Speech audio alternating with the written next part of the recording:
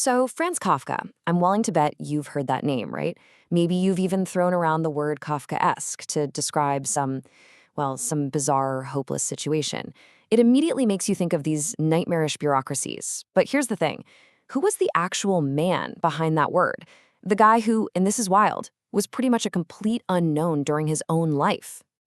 All right, so let's just start there with that word he gave us, Kafkaesque. What does it even mean? Well, it's that specific sinking feeling, you know the one, where you're trapped in a system that makes absolutely no sense. You're up against some invisible power you can't even begin to understand, let alone fight. It's this deep, modern dread that, honestly, feels more and more familiar every single day. So, that really is the big question, isn't it? Who was this guy who was able to just nail that very specific kind of anxiety so perfectly? You know, they say to understand the work, you've got to understand the person who made it. And with Kafka, that is absolutely true. Okay, so Kafka's life was basically one huge internal conflict, a constant battle inside his own head. And these pressures, these struggles, they didn't just shape who he was. No, they became the actual raw material for all of his most unforgettable stories. And this really gets to the heart of it. There were like two Franz Kafkas. During the day, you had the insurance officer. Seriously, he worked at the Workers' Accident Insurance Institute, and his job was to investigate these really gruesome industrial accidents. A pretty grim 9 to 5, right? He called it his bread job, the thing you do just to pay the bills. But then, late at night, after that draining day job was done, that's when the real Kafka would come out, the writer. And man, he felt this split in his soul. He actually wrote in his diary, "I am nothing but literature." Just think about that. For him, writing wasn't some little hobby he did on the side. It was everything. It was who he was. He even called it a form of prayer. And it was in a constant state of war with the demands of his boring day job. But, this internal conflict wasn't just about his job. Oh no, there were other huge forces squeezing him. First, there was his father. He had this famously overbearing, really difficult relationship with his dad, who just cast this massive shadow over his whole life. Then there was his identity. He was a German-speaking Jew living in Prague, which was mostly Czech-speaking, so he always felt like an outsider, even in his own hometown. And of course, his job gave him this front-row seat every single day to the soul-crushing power of bureaucracy. So let's take a look at how all of that pressure, all that anxiety and conflict, gets channeled into his most famous story, the Metamorphosis.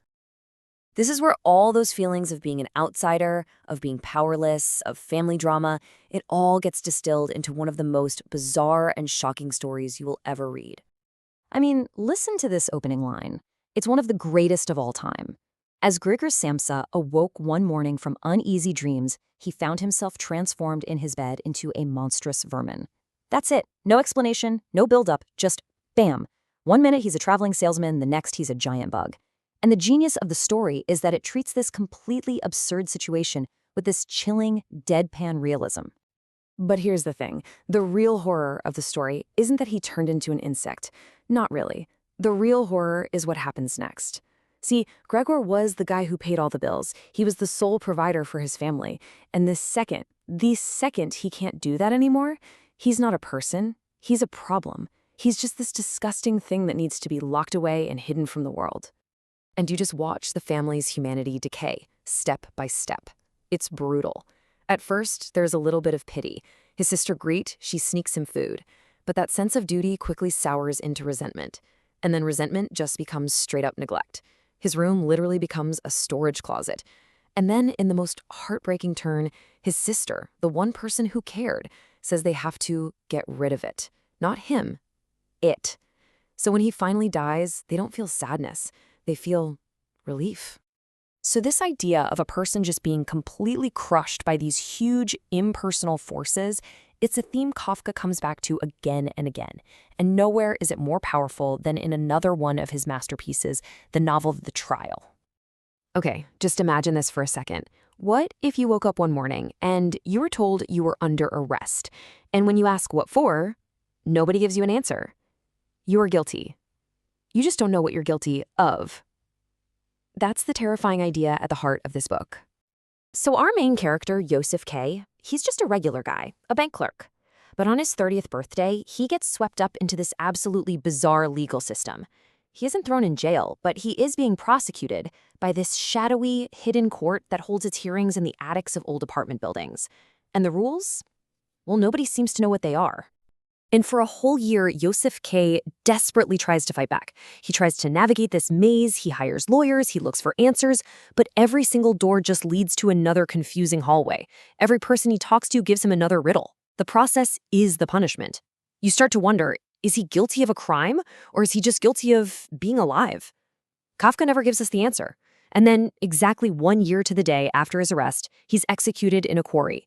He dies like a dog, still having no idea what crime he was supposed to have committed. I know the story of Joseph K. is incredibly bleak, but the story of how we're even able to read it today, well, that is one of the most unbelievable plot twists in the history of literature. You see, Kafka died from tuberculosis in 1924. He was only 40, and when he died, he wasn't this literary giant we know today. He was basically a nobody.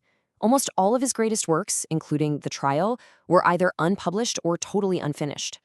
And on his deathbed, he made his best friend, a guy named Max Brod, promise him one thing. He told him, burn everything. Burn all my diaries, my manuscripts, every last page.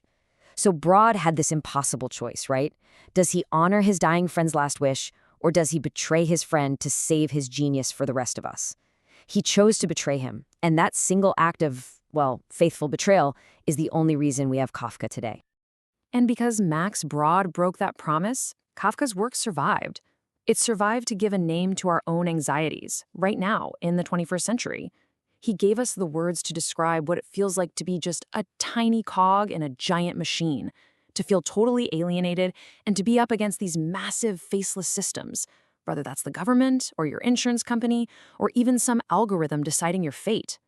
Which kind of leaves us with one last, pretty unsettling thought. It's been 100 years since Kafka died, and yet his nightmarish stories can feel less like fiction and more like, well, like real life. So if his world, with all its bizarre rules and all its faceless power, feels so incredibly familiar to us today, what does that say about our world?